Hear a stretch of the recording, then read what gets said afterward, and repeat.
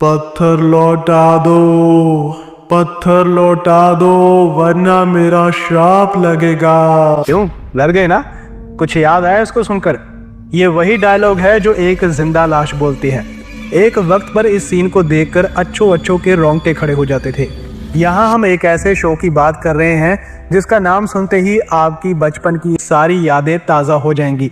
इस शो में डर, सस्पेंस, कॉमेडी और रोमांच कूट कर भरा हुआ था और इसका नाम है करेज द कावर्डली डॉग। जरा बताइए, बचपन में आप कौन सी मूवी या फिर शो देखकर सबसे ज्यादा डरे थे?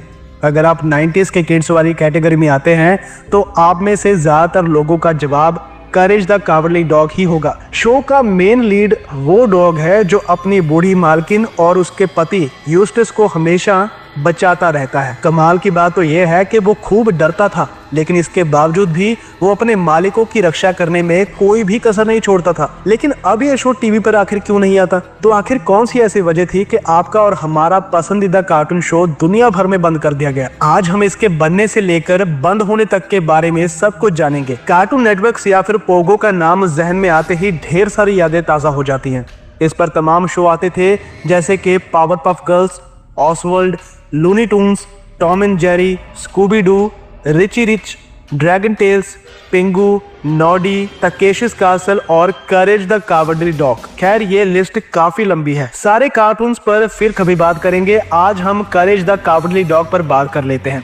इसे देखकर बेशक कुछ बच्चे डर जाते होंगे, लेकिन जब इसे देखा करते थे तो ना तो चैनल बदलने का मन करता था और ना खौफ में आकर टीवी बंद करने का। ये शो जितना डरावना था उतना ही एंटरटेनिंग भी था। हालांकि इसके बंद होने के बाद बहुत से बच्चों का दिल भी टूट गया। द न्यूयॉर्क टाइम्स की रिपोर्ट के अनुसार करेज द कावर्डली डॉग एक अमेरिकन टेलीविजन सीरीज है जिसमें हॉरर और कॉमेडी दोनों का मिश्रण है। इसे कार्टून नेटवर्क चैनल के लिए जॉन आर डिलवर्थ ने बनाया था। वो एक American actor, animator, director, writer, story board artist और प्रोड्यूसर हैं। उन्होंने अपनी इस यात्रा की शुरुआत New York school of visual art से की थी। इसके बाद वो जल्द ही एनिमेशन कर कार्टून बनाने लगे। 1985 में डिग्री पूरी होने के बाद 1991 में जॉन ने अपना एनिमेशन स्टूडियो शुरू कर लिया। इस कंपनी का नाम स्ट्रेच फिल्म्स रखा गया था। जॉन डिलवर्थ ने कई प्रसिद्ध कार्टून बनाए जैसे द लिमिटेड बर्ड और द डर्टी बर्डी।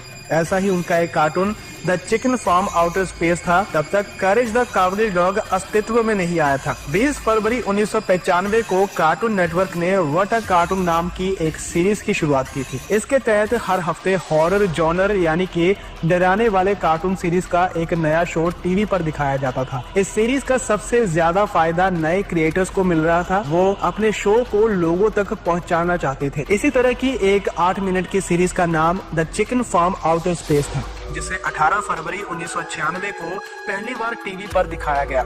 इसमें एक छोटा सा short courage the cowardly dog और चिकन के बीच लड़ाई का भी था। इसमें करेज ने केवल एक या फिर 2 लाइन कही, इसके अलावा कोई डायलॉग नहीं बोला। इसके बाद साल 1998 में कार्टून नेटवर्क ने जॉन डिलवर्थ से संपर्क किया। उन्हें करेज और चिकन पर बनी अपनी छोटी सी एनिमेशन स्टोरी को एक कार्टून सीरीज में तब्दील करने का ऑफर मिला। इस ऑफर को जॉन ने एक शर्त पर स्वीकार किया। शर्त ये थी कि इसके एनिमेशन का काम स्ट्रेच फिल्म स्टूडियो करेगा। इसके एक साल बाद 19 नवंबर 1999 को करेज द कावर्डली डॉग का पहला एपिसोड सीरीज के रूप में टेलीविजन पर दिखाया गया। कहानी एक एंथ्रोपोमॉर्फिक डॉग के इर्द गिर्द घूमती है, यानी एक ऐसा कुत्ता जो अपनी 2 टांगों पर चल सके, अपनी भावनाओं को बता सके और इसमें इंसानों जैसी क्वालिटी हो। करेज गुलाबी रंग का एक डरपोक कुत्ता था जो म्यूरियल नाम की महिला और उसके पति यूस्टस के साथ कहीं भी नहीं रहता था। आपने यूस्टस के हाथ में कई बार वो अखबार पकड़ा हुआ भी देखा होगा जिस पर लिखा होता था नोवेयर न्यूज। उनका घर दिखने में बाकी घरों से काफी अलग था।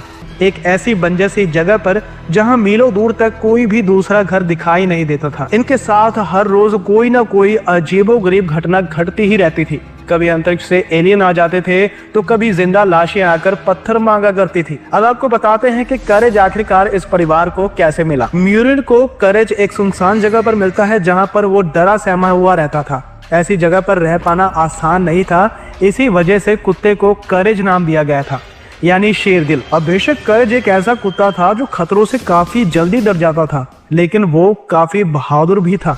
परिवार पर आने वाले खतरों से पहले वो उन्हें इनके बारे में बताता था और जरूरत पड़ने पर उन सभी को बचाता भी था। अब आपको बताते हैं कि आखिरकार इस शो को बंद क्यों किया गया। करेज द कावर्डली डॉग के कुल 4 सीजन थे और हर सीजन में 13 एपिसोड थे। हालांकि 22 नवंबर 2002 को इस सीरीज का आखिरी एपिसोड आया था। इसके बाद ये शो पूरी तरह बंद हो गया था। नए एपिसोड तो बनने बंद हो गए थे, लेकिन दुनिया भर में पुराने एपिसोड्स दिखाए जा रहे थे। भारत में इस शो को 2002 से 2003 के बीच हिंदी में डब करके कार्टून नेटवर्क पर दिखाया गया। शो को बंद करने के पीछे कई बड़े कारण बताए जाते हैं। एक बड़ा कारण ये माना जाता है कि इस शो के बच्चों पर पड़ने वाले प्रभाव के चलते इसे बंद करना पड़ा।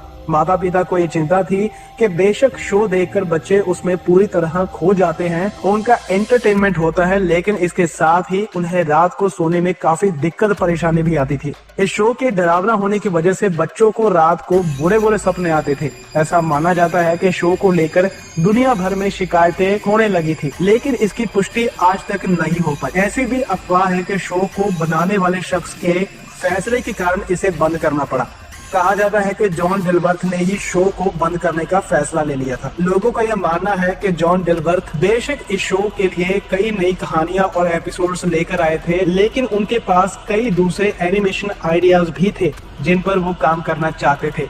इसी वजह से उनको ये शो बंद करना पड़ा। इससे कोई ज्यादा फर्क नहीं पड़ता कि आपके और हमारे पसंदीदा show courage the cowardly dog को किस वजह से बंद करना पड़ा, लेकिन ये बात साफ है कि ये हमेशा ही हम सब के लिए यादगार रहेगा। इसकी कहानियां बेहद ही खूबसूरती के साथ लिखी गई थी। इसके साथ ही कार्टून में पिक्चराइजेशन इतना ज्यादा कमाल का था कि बेशक हम इसे देखकर डर जाएं, लेकिन फिर भी इसे पूरी तरह से एंजॉय करते थे। ना तो तब चैनल बदलता था और ना ही टीवी झट से बंद होता था। आपको ये जानकर भी हैरानी होगी कि इस शो ने न केवल लोगों का दिल जीता था, बल्कि इसे ऑस्कर के लिए भी नॉमिनेट किया गया था। इस कार्टून को कई अवार्ड्स भी मिल चुके हैं। बेशक ये कार्टून अब बंद हो चुका है, लेकिन ये हमारे दिल के हमेशा करीब रहेगा। तो कैसी लगी आपको ये जानकारी, हमें कमेंट बॉक्स में इसके बारे में बताना ना भूलें। और वीडियो पसंद आई हो तो प्लीज चैनल को लाइक, शेयर और सब्सक्राइब जरूर कर दीजिएगा। इससे मुझे मोटिवेशन मिलती है इसी तरह की और भी वीडियोस बनाने की। मैं आपसे अगली बार मिलूंगा, तब तक के लिए गुड बाय।